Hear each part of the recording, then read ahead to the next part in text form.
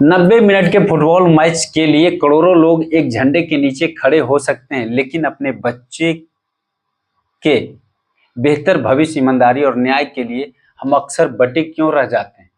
सोचिए, आखिर ऐसा क्यों। कल्पना कीजिए, एक पिता पूरे परिवार के साथ फुटबॉल मैच देख रहा है।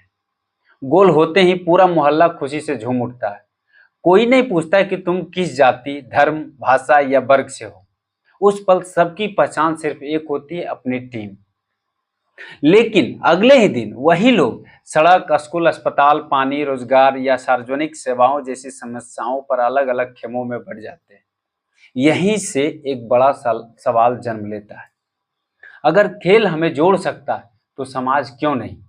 मनोविज्ञान बताता है कि खेल हमें एक साझा पहचान देता है, एक लक्ष्य, एक भावना, एक टीम और एक जीत। इसी कारण लाखों अजनबी लोग भी एक दूसरे को गले लगा लेते हैं, लेकिन जब बात सामाजिक समस्याओं की आती है तो हमारे विचार, अनुभव और प्राथमिकताएं अलग अलग हो जाती है। इसी कारण एकजुट होना अधिक कठिन महसूस होता है। जब किसी समाज में भ्रष्टाचार, अन्याय या कमजोर प्रशासन जैसे समस्याएं होती है तो उसका असर सबसे पहले आम नागरिक पर पड़ता है।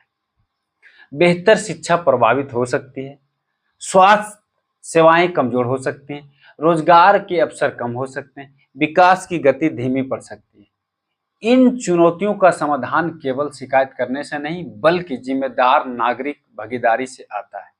इतिहास गवाह है कि दुनिया के कई देशों में लोगों ने शांतिपूर्ण और लोकतांत्रिक तरीकों से सकारात्मक परिवर्तन लाए हैं। कहीं नागरिक अधिकार आंदोलन ने बदलाव की राह दिखाई, यानी कहीं भ्रष्टाचार के विरुद्ध पारदर्शिता की मांग ने संस्थाओं को मजबूत किया। कई लोगों ने मतदान, जन जागरूकता और सामुदायिक भागीदारी के माध्यम से सुधार की दिशा में कदम बढ़ाए। अस्थायी परिवर्तन अक्सर जागरूक नागरिकों से शुरू होता है। देखिए, एक व्यक्ति कुछ नहीं बदल सकता, लेकिन हर बड़ा बदलाव छोटे छोटे प्रयासों से शुरू हुआ है। मिथक है सिर्फ सरकार ही सब बदल सकती है। तथ्य, सरकार और समाज दोनों की जिम्मेदारियां होती है।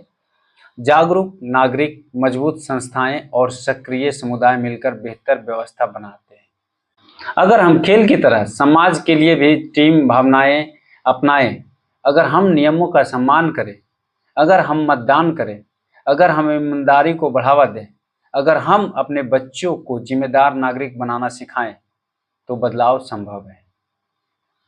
बदलाव हमेशा सड़क पर शोर मचाने से नहीं, कई बार घर, स्कूल और समाज में सही संस्कार देने से शुरू होता है। फुटबॉल हमें एक महत्वपूर्ण सबक देता है, जब खिलाड़ी अकेला खेलता है तो टीम हार जाती है, जब पूरी टीम साथ खेलती है तभी जीत मिलती है। यही सिद्धांत समाज पर भी लागू होता है। एक बेहतर भविष्य केवल नेताओं से नहीं, जिम्मेदार नागरिकों से भी बनता है। डिस्क्लेमर, यह वीडियो केवल सामाजिक जागरूकता और शिक्षा के उद्देश्य से है। इसका उद्देश्य किसी सरकार, राजनीतिक दल, नेता, समुदाय या देश को निशाना बनाना नहीं है। हम शांतिपूर्ण, लोकतांत्रिक, कानूनी और रचनात्मक नागरिक भागीदारी का समर्थन करते हैं। अगर आपको लगता है कि खेल हमें एकता सिखा सकता है, तो आइए उसी भावना को अपने समाज में भी लाएं। इस वीडियो को शेयर कीजिए, क्योंकि जागरूकता भी एक टीम वर्क है। पिंटू प्लांट बेस की ओर से एक संदेश, मजबूत समाज की शुरुआत जागरूक नागरिकों से होती है। धन्यवाद।